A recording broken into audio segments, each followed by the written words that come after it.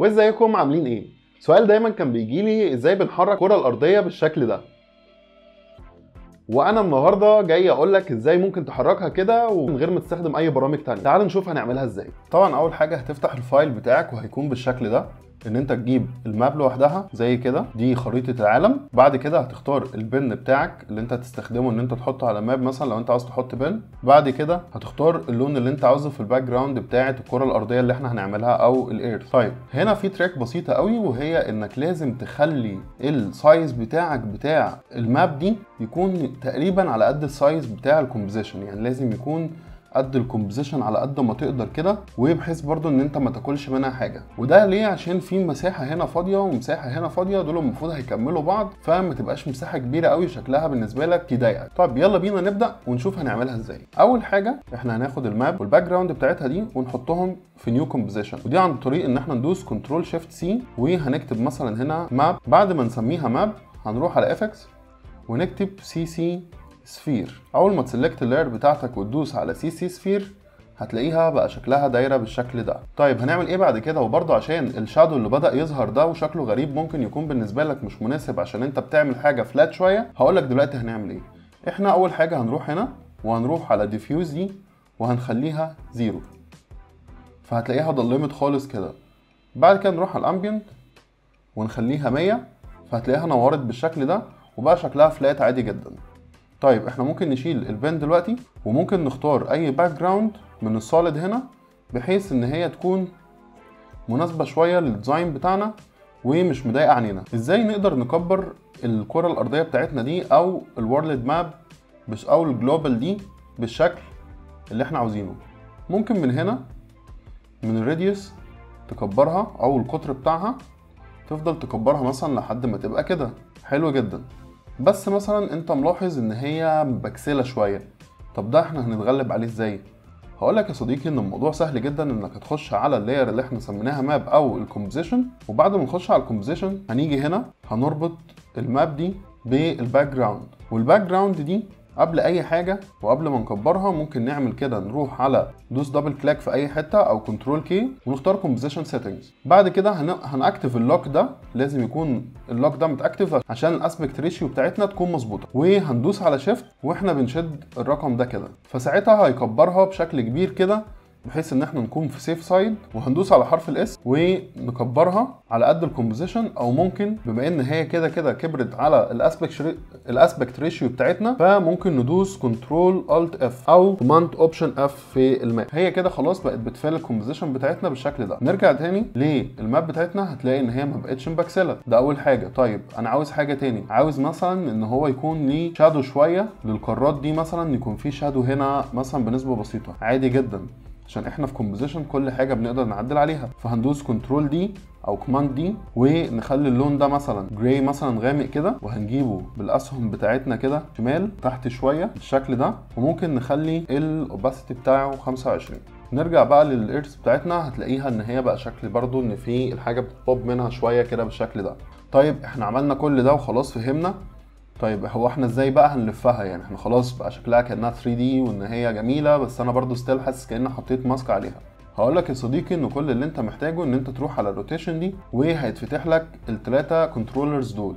الكنترولرز دول بيقولك ان هو ممكن يحرك في الاكس اكسس اللي هو هيكون فوق وتحت بالشكل ده، والواي اكسس اللي هيبقى يمين وشمال بالشكل ده. طبعا ممكن تلفها 360. في حاجه هنا وهو الخط اللي باين ده. ليه الخط ده باين؟ لانك المفروض تيجي هنا، وممكن بما اننا كبرنا خلاص هنشيل البيرنت ده وهنكبر اللون الازرق ده شويه عن الكومبوزيشن بتاعتنا. لما ترجع هنا تاني مش هتلاقي الخط اللي كان موجود. هنرجع دي 0 تاني زي ما كانت، والزي ده بيلفها حوالين نفسها كانك باصص لها من فوق. انا دلوقتي عملت كل حاجه وعاوز البن ده يلف حوالين الكره الارضيه بتاعتي. هقول لك دلوقتي ازاي ممكن نعمل ده، بس الاول ما تنساش تعمل فولو لايك وشير لو الفيديو عجبك، وما تنساش طبعا تعمل سبسكرايب عشان الفيديو يوصل لكل الناس. اول حاجه هنختار الشيب تول، بعد كده هنيجي نعمل دايره هنا على قد الكره الارضيه بتاعتنا او اوسع شويه منها كده. بعد ما نعملها هنبدا ناكتف ال 3 دي على الكره الارضيه بتاعتنا وعلى الشيب اللي احنا رسمناه. وبعد كده هنيجي من هنا هنختار ان احنا يبقى عندنا تو فيوز او نبص للكومبوزيشن بتاعتنا من ناحيتين. هختار ان انا دوبليكيت الشيب اللي انا لسه عاملها وهروح على الروتيشن بتاعها، وفي الاكس هنا هكتب 90 بحيث ان هي تلف بدرجه 90 بالشكل ده عشان ابقى شايف الكره الارضيه من كل النواحي. يعني هو ده قطر حواليها من فوق، وده حواليها من الفرونت فيو بتاعي. ساعتها انا همسك البن واخليه هو كمان 3D عشان اقدر العب في الزي اكسس بتاعه، وهمسكه وهخليه لبره كده. طيب هو بقى كبير قوي بالنسبه لي وانا مش محتاجه ان هو يكون كبير كده.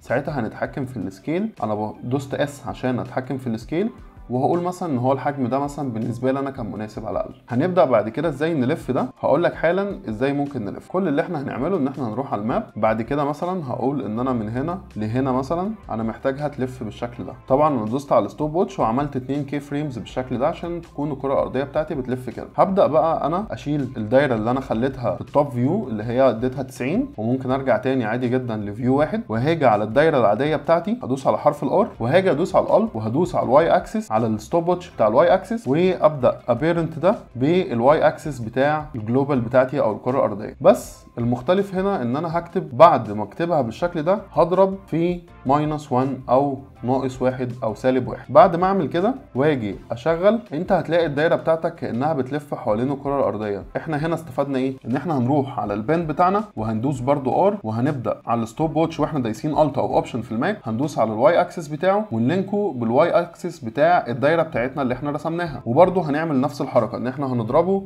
في -1 او -1. بس هنا هيكون في خطوه مختلفه شويه، وهو اننا هنبيرنت برضو اللاير كلها بالدايره. بعد كده انا اقدر في الخطوه دي ان انا اشيل الدايره خالص، لان انا مش محتاج مثلا ان انا اشوفها او هي ملهاش لازمه في الديزاين بتاعي. وده هيكون حسب كل ديزاين بتاعك او الموشن جرافيكس الالستريتور بعته لك عامل ازاي. ونبدا نشغل، فهتلاقي هو بيلف بحركه 3D وبيبقى ورا الجلوبال. وعشان اكد لك ان هو ورا الجلوبال ممكن نبدا بدل ما احنا مخليينها هتلف نص لفه، فانا ممكن اخليها من هنا. احنا طبعا عارفين ان انا لو دوست واحد هنا هتبقى دي لفه كامله، وممكن ساعتها نخلي دي بزيرو ونشوف شكلها كده هيكون عامل ازاي لو خليناها لوب سايكل. هتلاقيها بتلف كده، بعد كده بتختفي ورا، بعد كده بترجع تاني، وكذلك بتختفي ورا وبترجع تاني، وتحس ان الموضوع 3D وانت عندك بان على الماب بتاعتك. اللي انا اقدر اقوله لك انك كمان لو عاوز تغير البانز بتاعتك او تكترها، الموضوع هيكون في غايه السهوله. يعني مثلا انا ممكن اجي امسك البان ده واحركه مثلا بالشكل ده واخليه على القاره دي هنا، ومثلا هقول ان انا عاوز بان تاني على مصر، فممكن ارجع شويه كده وادوس دي. بعد ما بدوس كنترول دي بطلع بيه كده واخليه مثلا على مصر بالشكل ده، وابدا الفه. وكذلك ممكن اكترهم واخليهم يلفوا حوالين الماب بتاعتي او الارث بتاعتي بالشكل ده. وبكده تبقى انت خدعت العين ان دي 3D او حاجه ثلاثيه الابعاد وبكل سهوله، واحنا لسه جوه الافتر افكتس وما استخدمناش اي برنامج من برامج ال 3D. في الاول طبعا ما تنساش تعمل لي فولو ولايك وسبسكرايب عشان الفيديو يوصل لكل الناس. وطبعا هتلاقي لينك المشروع ده في الوصف تحت، لو حبيت تجرب وتفرجنا عليها ممكن تبعت لي على الانستجرام ونتناقش فيها براحتك. وبكده نكون خلصنا الحلقه بتاعتنا. وطبعا ما تنساش تعمل فولو ولايك وشير لو الفيديو عجبك عشان يوصل لكل الناس اللي ممكن تكون محتاجه تتفرج على المحتوى بتاعنا. شكرا ليكم واستنوني في حلقات جايه.